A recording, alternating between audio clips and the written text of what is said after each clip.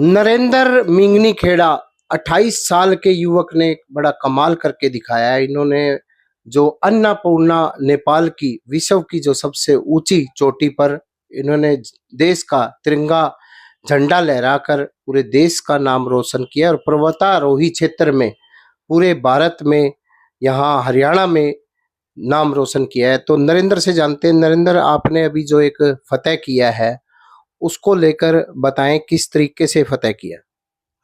देखिए, मैंने mount Annapurna mountain के बारे में पहले आपको बताता हूँ कि ये विश्व की 10वीं सबसे ऊंची चोटी है और इसकी हाइट 8,091 मीटर है और ये विश्व की सबसे डेंजरस चोटियों में से एक है और ये नेपाल के अंदर है। मैंने अपने अभियान की शुरुआत भारत से 22 मार्च को की थी और मैंने इसको 7 अप्रैल को सुबह मैंने इसको सबमिट किया और देश का तिरंगा फहराकर देश के लिए एक नई अ,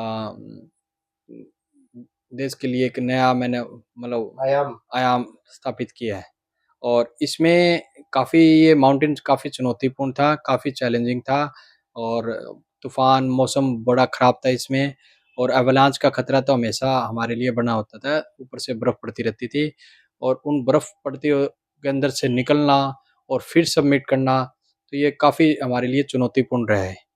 जैसे आपने जिस चोटी को फतेह किया वो कितनी ऊंचाई पर थी और क्या लगता है कितना जोखिम भरा काम है, क्योंकि जो जो ऊपर जाते हैं तापमान माइनस हो जाता है और वहीं हवाएं भी कहते हैं कि आंधी भी आती है, बड़ा नुकसान कर देती है। देखिए, ये जो चोटी है, मैंने अभी बताया कि अन्नपूर्णा इसकी हाइट 8,091 मीटर है और जान तो इसमें टोटली जोखिम रहती है क्योंकि जैसे हम 6 साढ़े 6,000 मीटर से ऊपर जाते हैं, ऊपर ऑक्सीजन खत्म हो जाती है और हम ऑक्सीजन सिलेंडर अपने साथ ले जाते हैं। तो हमारे पास ऑक्सीजन सिलेंडर भी 2 से 3 होते हैं, जो फिक्स टाइमिंग के अंदर एक ऑक्सीजन सिलेंडर 6 से 7 घंटे चलता है।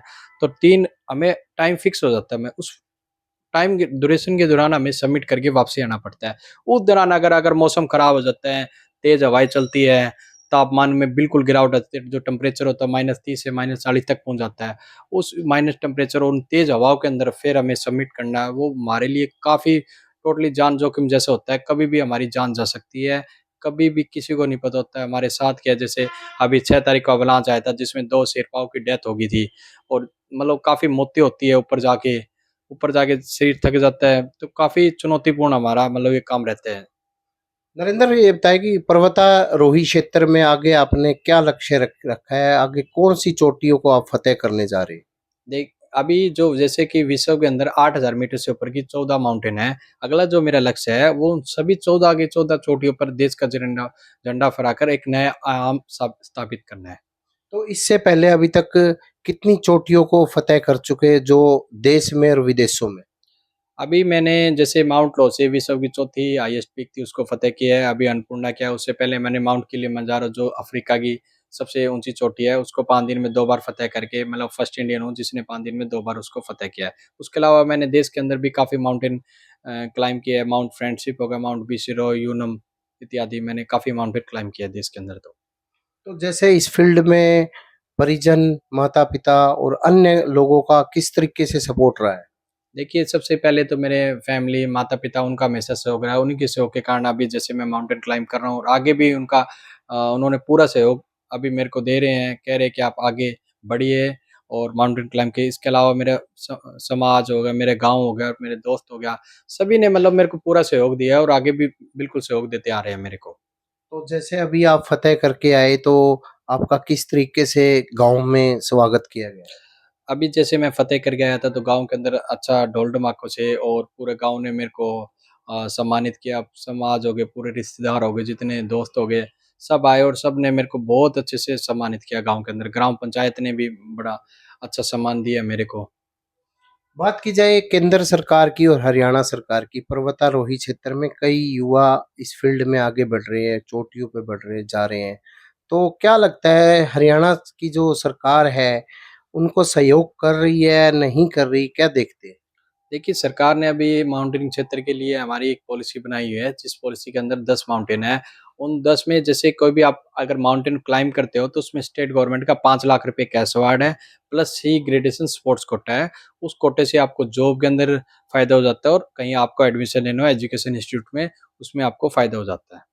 तो इस फील्ड में अब क्या लगता है कि इस क्योंकि खेलों में तो युवा जा ही रहे हैं, तो इस फील्ड में भी युवा या यूथ लड़कियां ये भी आ रही है?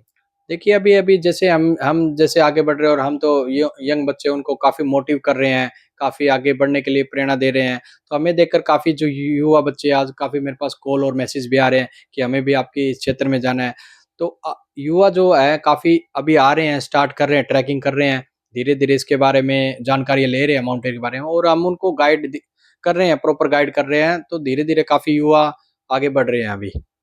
तो ये थे नरेंद्र का कहना था कि पर्वतारोही क्षेत्र काफी जोखिम भरा है, फिर भी इस फील्ड में उन्होंने 2-3 बड़ी चोटियों को फतह किया। इसके अलावा इंडिया की कई चोटियों को भी फतह किया। साथ के साथ इनका यही लक्ष्य है कि जो 14 विश्व की चोटियां हैं उनको पार करना है, यही टारगेट बनाया है। और ये भी साथ के साथ कहना था कि जो इसके माता पिता हैं और जो परिजन हैं, जो कोच हैं, उनका भी पूरा सपोर्ट रहा है। प्रवीण कुमार, हिसार।